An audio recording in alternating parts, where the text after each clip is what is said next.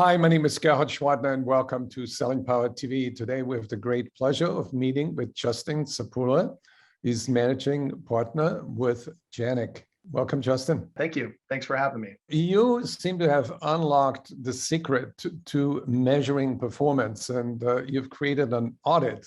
Can you tell us about it? Yeah, we're very excited. We've been working on this for a few years now, but we just rolled out our sales performance blueprint, which identifies the key pillars in a sales organization in the areas that you need to get right in order to be a high-performing organization. And we did a lot of work looking at what's the difference between the high-performing companies and the average and the laggards, and set some benchmarks to that, and then developed a maturity model that goes along with this assessment that you're referring to. So we have a free sales audit that any sales leader can go online, take the audit, and get some feedback on how their sales organization compares in each of these areas to world-class sales organizations. How many areas are we talking about? So there's 6 areas. The first area is strategy and go-to-market. So we're looking at the sales strategy and their sales channels. We're looking at customer segmentation, and then we're looking at kind of the roles within the sales organization. The second is sales process, from lead generation to opportunity management to account management and growth. What's the process to define the pursuit and the management of customers. And the third pillar we look at is talent. So here we're looking at your selection process, we're looking at your compensation models, and we're looking at how you audit talent on an ongoing basis, to ensure that you have right people, right roles, and you're bringing in fresh talent, new talent, the right talent into the organization. Number 4 is sales performance and development. So here we're looking at what are the KPIs, what are your success metrics? And then do you have a plan, and what's your plan for ongoing training and development and just strong performance management? So strong coaching and development practice within the organization. Number 5 is customer attributes. So really we're looking at, do you know the customer? Do you understand the customer journey?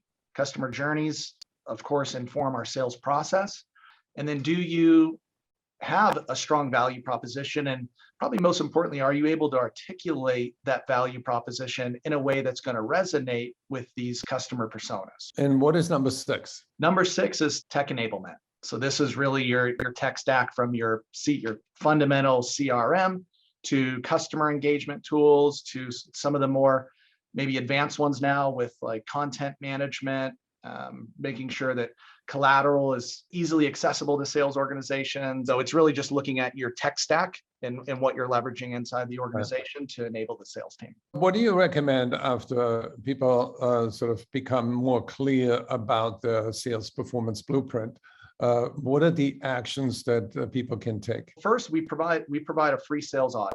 So you can go to janik.com/sales audit, and any leader can go in, take the assessment, and get a report that will give them feedback on how they compare to each area. You might, have a sales process, let's say, but there's a difference between a high-performing sales process that's dynamic and one that perhaps is defined but not working. So it'll give you specific feedback on your maturity level, and then it'll give you recommended actions. When I talk to sales leaders, one of the most common questions that we get is, we don't know where to start, or we don't know what we don't know. What are some of the trends of other high-performing sales organizations? And I don't know what I don't know. So this, I think, opens up their eyes a bit. It very much defines there's 6 specific pillars that you need to look into and make sure you have each of these right. And then you can prioritize those and get to work. Yeah, what are you saying, that sales performance is a journey? It's not a destination. Yes, I couldn't have said it better myself. I mean, and especially so that sales is constantly evolving. Our customers are evolving, how they're evaluating and making purchasing decisions is changing. The big question that I have is, how do companies go about, and sales leaders, defining the addressable market? At the end of the day, you have to talk to your customer. You have to listen to your customers, and you have to ask them maybe the questions that you might don't think you want the answer to. Those are probably the most important questions to ask. You need to be able to stay in tune with that and get ahead of that. Justin, can you give me an example of a company that is really doing a great job listening to the customer? One of our customers that comes to mind is Natera. Natera is a customer of ours. just in speaking with their leaders, they are constantly talking about the research and development that they're doing, and they're constantly talking about the point of view of the customer, excuse me.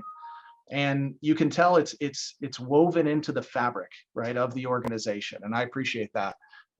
It's something that they take seriously, and they're there to serve the customer, and they listen, and there's a good voice of the customer program available. That feedback loop is there. The information is captured, it's passed along, it's evaluated, and they take action from it. So that's probably one of our customers that comes to mind that we think are doing a great job. That's awesome. Well, I would recommend any sales leader who wants to do a sales performance audit, go to janik.com/sales audit. Thank you, Justin. Thank you, Gerhard.